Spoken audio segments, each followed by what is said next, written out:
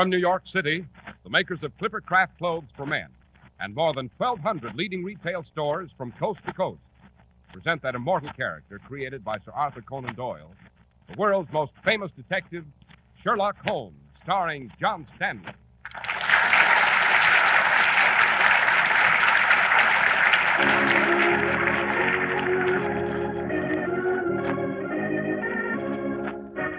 This week's story, The Adventure of Black Peter. Watson? Yes, Holmes? Hang on that meat hook, will you? Oh, very well, Holmes. But dash it, what are you up to? Step to one side, my dear Watson. I shouldn't want any blood to spatter on you when I plunge this harpoon into the flesh. Holmes, what on earth? Observe how murder is done, Watson.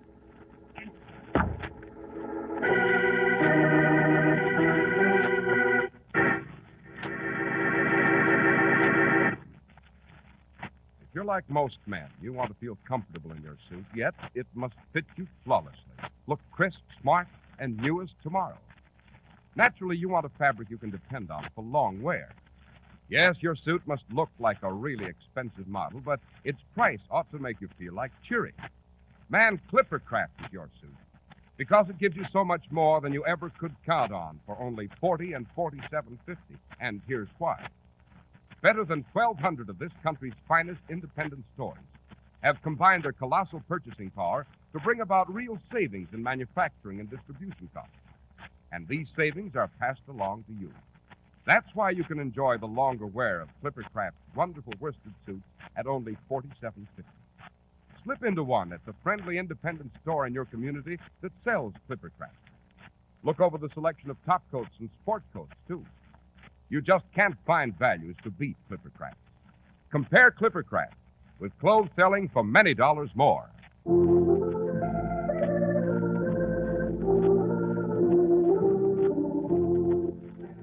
And now, Dr. Watson, you were going to tell us of the adventure of Black Peter. Ah, yes, Mr. Harris, to be sure. It began in 1895, a most fruitful year for Holmes. He was enjoying an immense practice at 221B Baker Street. Indeed, if I should reveal the identity of some of the illustrious clients who crossed our threshold, I should be guilty of an indiscretion. Chronologically, this adventure took place just after Holmes's famous investigation of the sudden death of Cardinal Tosca and his arrest of Wilson, the notorious East End trainer of canary birds. It properly began in the year 1883 aboard the steam whaler Sea Unicorn and in the middle watch of a very dark night.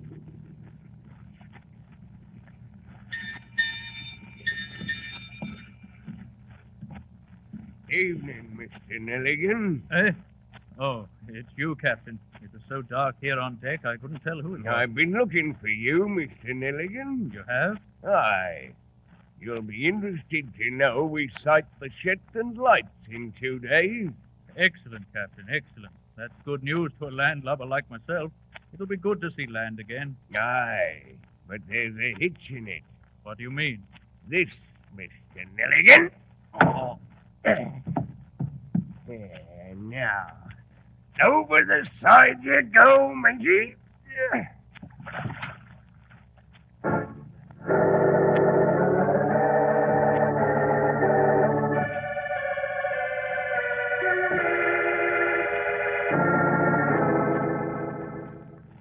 So, it's been 12 years since we sailed the Sea Unicorn, eh, Skipper? Aye. And all that time I've holed up here in this cabin in the Sussex woods. Nice and peaceful like. You come a long way to see your old captain, matey. Here, have another drink for old time's sake. Aye, for old time's sake. For good old 1883 and the Sea Unicorn. Ah, now, there was a ship, the best steam whaler ever to make way out of Dundee. Aye, and it's many a blubber whale we harpooned from her, eh, matey? Aye. Drink up, then. Drink up. Nothing like good rum to warm the hearts of old shipmates, eh? I tell you, mate. Hold on. You ain't down your rum. No. Then why not? I changed my mind. Did you now?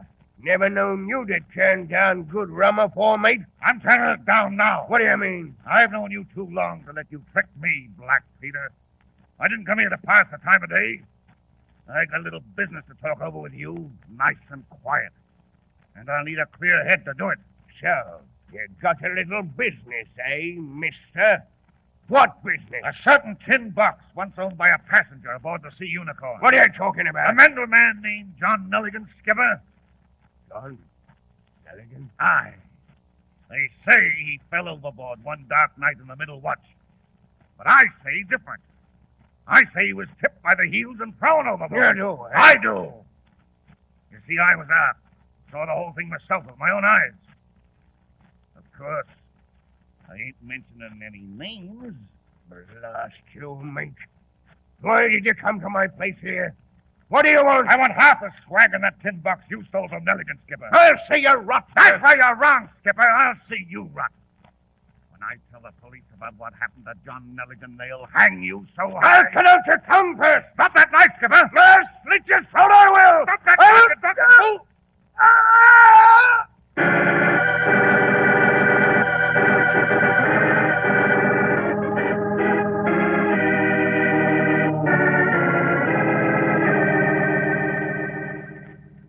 Watson, you know the county of Sussex, of course. Hey, Holmes, Sussex? Yes, of course I do. What about it? We're journeying there on the 10 o'clock train, my dear Watson. Specifically to a little place called Woodman's Lee near Forest Row. Here we are. Why? I'm in receipt of an urgent and long telegram from my young protege with the official police, Inspector Stanley Hopkins. He admits to complete bafflement in the procedure of his duties and begs us to repair there with all possible haste. Then there's more to this than just the scenery in Sussex, eh? There is indeed, Watson. To be exact, murder. Murder? Yes. It seems that a certain retired sea captain, one Peter Carey, has been mysteriously stabbed. Knifed, eh? I did not say that, Watson. Well, my dear Holmes, you say the man was stabbed, but not knifed? Precisely, Watson. And this is what gives the case an altogether intriguing and refreshing aspect. Peter Carey was stabbed and pinned to a wall, not by a knife, but by a harpoon.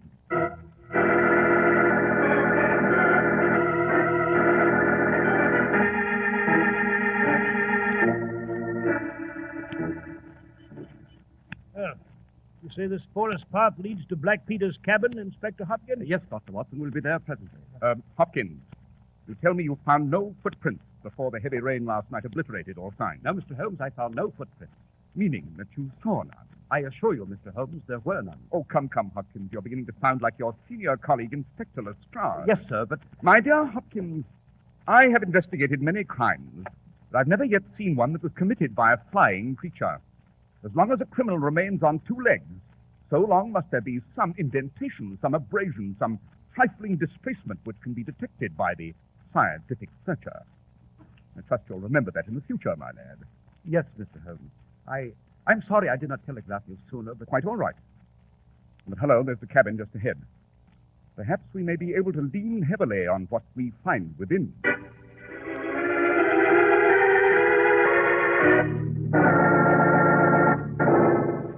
Good heavens, Holmes, look at that body. Pinned to this wall by a steel harpoon. Not very pretty, is it, Watson? Oh, dash it, Holmes, in the position I'm supposed to be hardened to this sort of thing. But I must confess that this gave me a bit of a start. Quite a terrifying sight, Watson, yet fascinating. Note how the steel harpoon was thrust clean through the man's chest, impaling him against the wall. His face twisted in agony like a lost soul in torment. Surprise visitor turned out to be a most unpleasant scoundrel, I must say. On the contrary, Watson, Peter Carey's visitor was no surprise. He met his murderer by appointment. How do you know that, Mr. Holmes? Elementary, my dear Hopkins. Observe that although Peter Carey was killed late at night, he was fully dressed. Note, too, that the bed has not been slept in, and that on his sea chest he placed a tantalus containing brandy and whiskey for the convenience of his guests. Aha! Oh, what is it, Holmes? The spirits in these two bottles.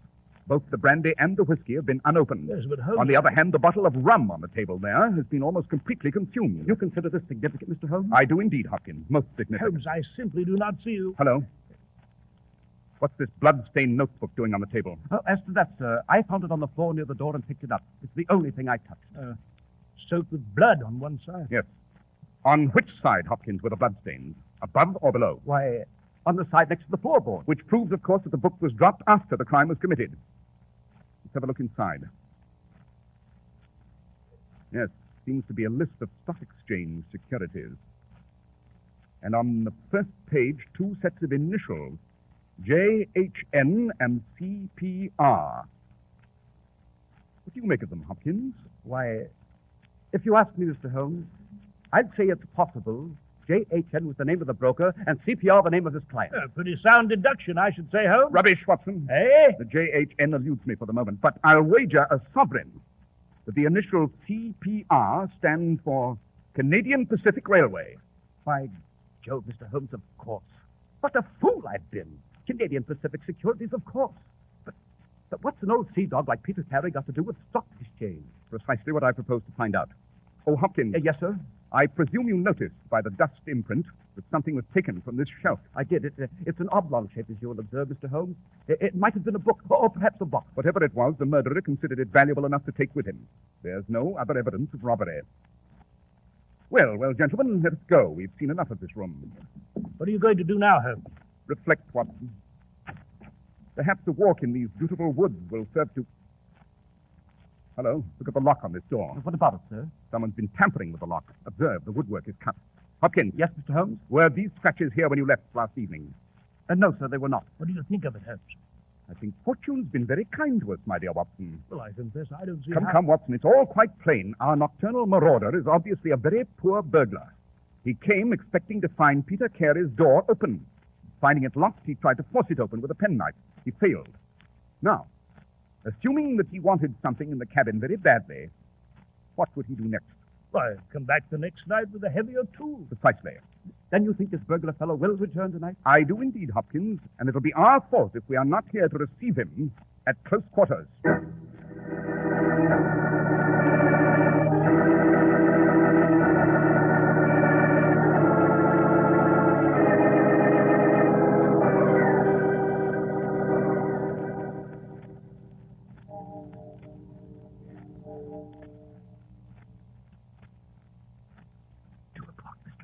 Yes, so it is, Hopkins. And the fellow hasn't shown up yet.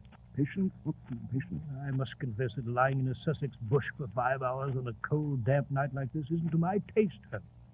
That old leg wound of mine is beginning to pain.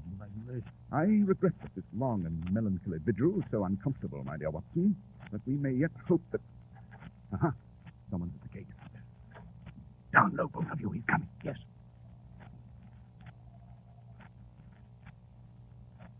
He's looking about wide, Hopkins. Coming on again.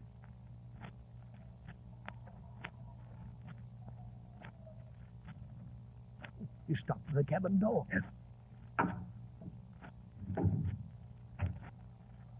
He's broken in, Mr. Holmes. Come, Watson, Hopkins. We've got him trapped in the cabin. Now is the time to close with our quarry.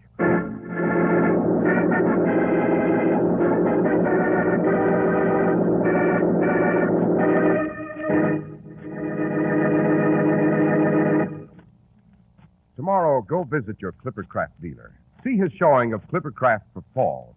Just feel the luxurious fabrics and consider the superb cut and made-for-you fit. You just have to agree Clippercraft suits look many dollars more than the $40 or $47.50 you'll pay.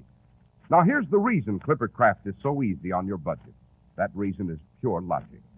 More than 1,200 of America's finest stores from coast to coast combine their huge buying power for savings in production and distribution. An operation of this scope naturally keeps Clippercraft's great tailoring plants on a full working schedule the whole year round. Manufacturing expenses are obviously reduced. Anyone can see that this results in real savings for the millions who wear Clippercraft.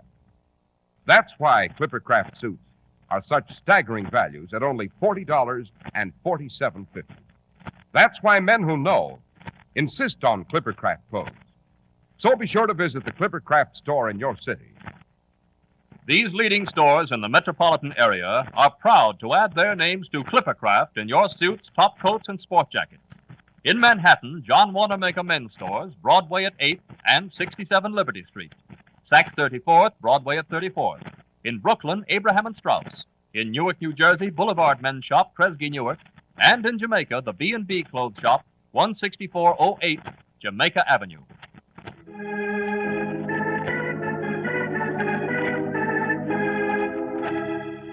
And now let's return to our story, Dr. Watson. Well, Mr. Harris, we poured into the cabin and found a frightened youth who put up no resistance whatsoever. He had one of Black Peter's logbooks in his hand, dated August 1883, when Inspector Hopkins snapped the handcuffs on him. He was a frail youth, obviously a gentleman, and so frightened he could hardly speak. Now, my fine fellow, who are you? Inspector, if you imagine that I had anything to do with Captain Carey's death, you're wrong. Believe me, I'm innocent. Suppose you tell us your name. It's Nelligan. John Hopley Nelligan. Indeed. And the initials would be J.H.N. What do you think of that, Mr. Holmes? I'll digest it later, my dear Hopkins. Now then, Nelligan, your name has a familiar sound. I seem to recall it in connection with financial circles in London. Yes, my father was a partner in the banking firm of Dawson and Nelligan. By Jove, Holmes, I recall it now. The West Country bankers who failed for $1 million and ruined half the county families in Cornwall. Yes, and it seems to me your father disappeared with some of the securities. It's a lie. He simply needed time to realize them and pay back his investors. It's true he fled with a tin box of securities, but he left a list with my mother and swore that he would come back with his honor cleared. And where did your father go, Nelligan? He started in a small vessel for Norway in August of '83. Then we never heard from him again. Aha, but later the securities he'd taken with him turned up in the market. Yes, Mr. Holmes. That's just what happened. I spent many months tracing the original seller, and finally I discovered that he was Captain Peter Carey, otherwise known as Black Peter, one of the Sea Unicorns. Now we're getting somewhere. The distance between a disappearing banker and a sea captain pinned to a wall with a harpoon has shrunken considerably, eh, Watson? So it seems, Holmes. So it seems. How do you think Black Peter acquired your father's securities, Nelligan? That's why I came to the cabin to find out. I suspected some sort of foul play. So you came to Peter Carey's cabin and found him dead. You then checked the logbooks for August 1883, hoping for a clue to your father's disappearance. And you found none. No, the pages for that month have been ripped out of this logbook. Mr. Holmes, Yes, Hopkins? with your permission, I'll ask young Nelligan here a few questions. By all means, Hopkins. I've quite finished. Now then, my lad.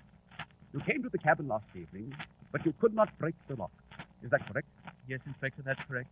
And you were not in the cabin before that? No, sir. Then how do you account for this notebook with your initials J.H.N.? I don't know. I thought I lost it at the hotel. We found it at the scene of the crime. It was covered with blood.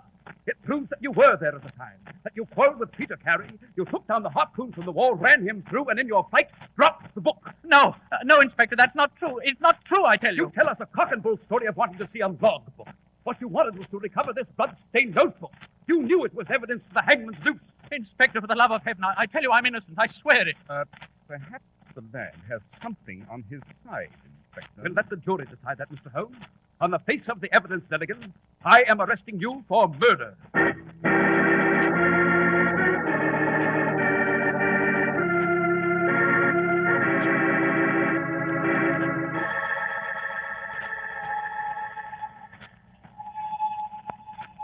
Holmes, Yes, Watson? about young Hopkins and his arrest of Nelligan back there at Woodman's Lee.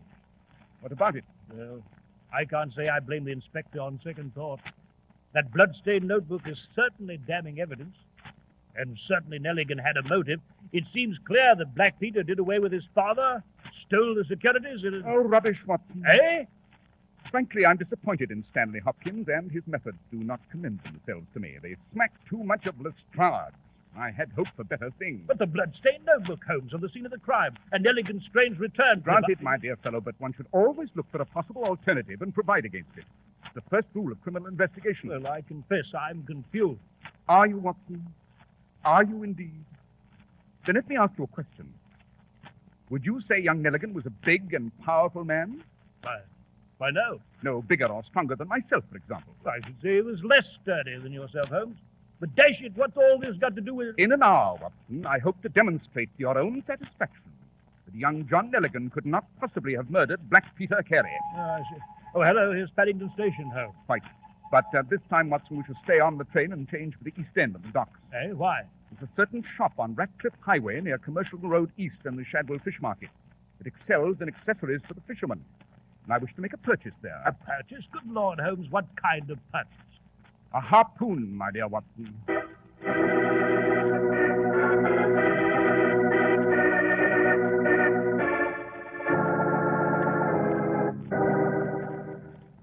You say you want to purchase a harpoon, sir? I do. I want it heavyweight and in steel. Well, my good man, what are you staring at? Perfectly simple request, is it not? Yes, sir. Yes, indeed. Only what? well, you don't look like the sort of man who'd be interested in harpoons. I'm interested in prompt service in the article I requested. Yes. If you just wait a moment, sir. Holmes, you still haven't told me what the devil you want with a harpoon. Now, here's a harpoon used in all the latest whalers and sailing vessels, sir. Capital. Good heft, too. I'll take it. Very good, sir. Of course, you'll want us to deliver it. On the contrary, I'll carry it with me. Dash it, Holmes. You mean you're going to wander about London carrying a harpoon? This is no time to stand on dignity, my dear fellow. Come, let's be off to see our old friend Allardyce. Allardyce? You mean Allardyce the butcher? Exactly, my dear Watson.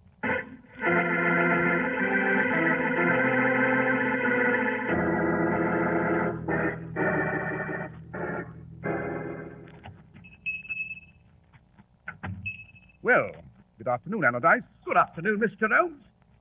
Mr. Holmes. No need to stare, Allardyce. This steel spear is merely a harpoon, and I'm carrying it on a serious mission. Seems to me every eye in London was upon us on our way here. You're much too sensitive, my dear Watson.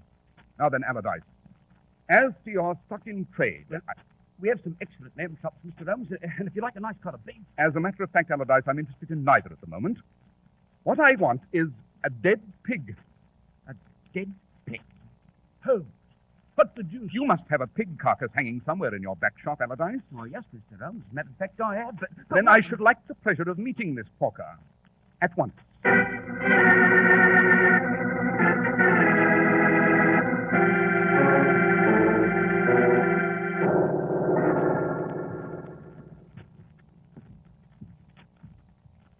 Here's a pig carcass hanging from this hook, Mr. Holmes. Ah, yes. Capital. A good thick animal. Now, Watson, if you'll hold my coat... Holmes, what the devil are you up to? I'm merely going to try out this harpoon, my dear Watson. Now, if you'll step back, I shall attempt to plunge it into this carcass with all my might and at close quarters. Observe. You see, Watson? Well, all I see is you've stuck that steel barb into an unoffending carcass of meat. Use your eyes, man, use your eyes. Note, I plunged the harpoon into that carcass with all my strength. Yet the barb went but halfway through. I see. Then you mean that young Nelligan was incapable of impaling Peter Carey to the wall with a harpoon? Precisely, Watson. If I couldn't turn the trick here, Nelligan couldn't possibly have pierced Black Peter through at the cabin. It's beyond his physical power and mine. Well, then if it wasn't young Nelligan, who was it, Holmes? All in good time, Watson, all in good time. First, we know it was a powerful man, a giant in strength. Second, we know it was a sailor. How? Obvious, my dear Watson. First, the man who killed Peter Carey had to handle a harpoon deftly and speedily. Remember, it was hanging on the wall when Black Peter pulled his knife. Then, of course, there was the spirit. Spirits? What spirits? The murderer was drinking with Black Peter. He left the brandy and whiskey untouched and drank only rum.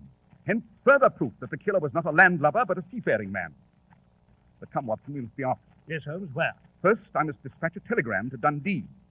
Later, if fortune's with us, we'll go to the Daily Chronicle and insert an advertisement on the shipping page. What kind of advertisement? My dear Watson, I propose to start an Arctic expedition.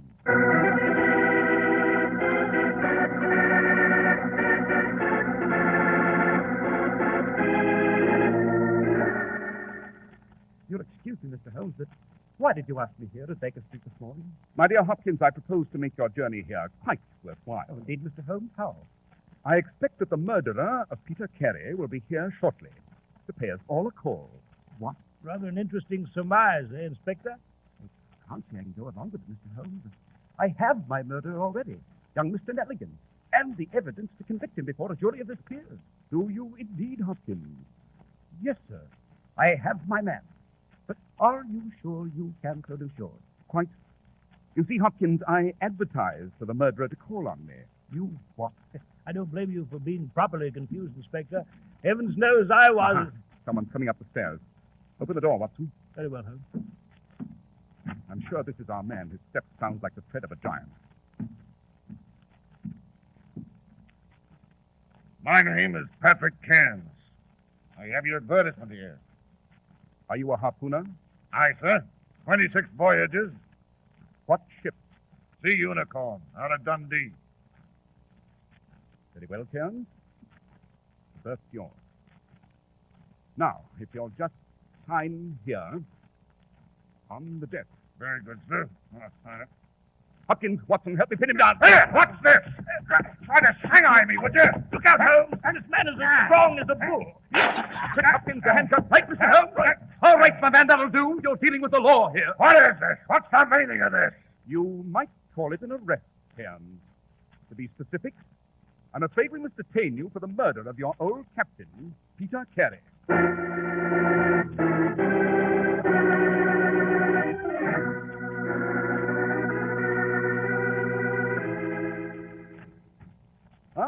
Good evening, Hopkins. Mr. Holmes, I've just come here to apologize for my stupidity. Yes, Inspector? Why? Peter Cairns has just confessed. Naturally, I released young Nelligan at once. I see. Cairns knew Black Peter had done away with Nelligan Sr. and taken the securities. Later, he tried to blackmail Peter and finally killed him. Eh, Hopkins? That is correct, Mr. Holmes. But, Holmes, how was young Nelligan's securities notebook found on the seat? Young Nelligan neglected to tell us that he'd paid a previous visit to the cabin, Watson. He was afraid to incriminate himself, of course. No doubt he'd seen the pinioned corpse, fled in haste, dropped his notebook, and slammed the door shut behind him. And later he returned to find it locked. That's the way it was, Mr. Holmes. Exactly the way it was. But how did you know this sailor Carey? Elementary, my dear Hopkins. I knew it was a sailor, and that he must have come from Peter Carey's old crew, the Sea Unicorn. They drank together, as you know. And later on, by the dust pattern on the shelf, we knew some sort of box was missing. The box with the stolen securities, eh, Holmes? Exactly, Watson. After that, Hopkins, I telegraphed Dundee and found that only one harpooner of the old Sea Unicorn crew was alive. A giant of a man named Patrick Cairns. And since there was no record of his shipping elsewhere, the man was in a mood for an attractive berth. And so you advertised for the murder. Quite, Watson. And as you saw, the results were most gratifying. Indeed, Watson, if I may forego my usual modesty for a moment, I believe this adventure deserves a special place in your memoirs.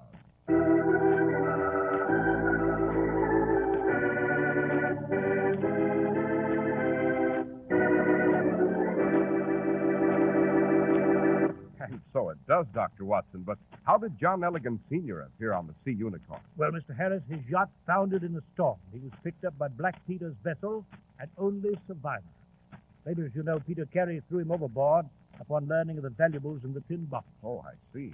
I might add that ultimately the honor of the Nelligan name was revived. And shortly thereafter, Holmes and I went to Norway for a well-earned holiday. I would say you had it coming to you, Doctor. But now, Dr. Watson, what about next week's adventure? Well, next week, I shall relate to you the fabulous windmill. It concerns the baffling disappearance of a dike inspector, a mystifying wooden cabin, and a technique for committing murder that would be best employed in Holland. Well, we'll be on hand to visit the fabulous windmill next week, Dr. Watson.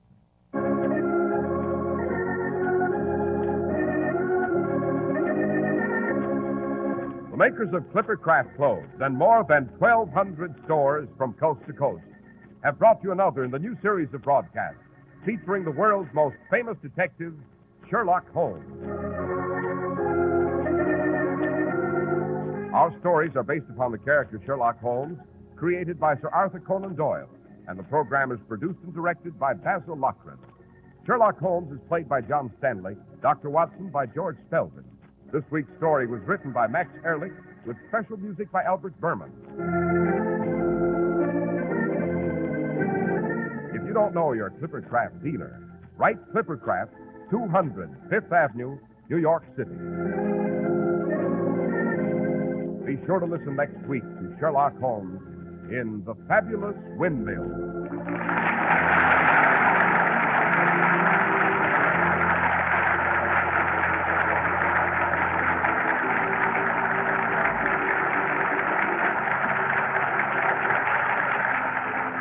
Cy Harris speaking for Clipper Craft Clothes. This is the Mutual Broadcasting System. In just a moment, you'll hear Behind the Front Page with Gabriel Heater. Eastern Airlines now ready for departure. Pride and proven dependability over billions of passenger miles. That's Eastern's famous airliners and Eastern's experienced pilots. For double dependability, fly Eastern, the tried and proven airline. This is WOR, New York.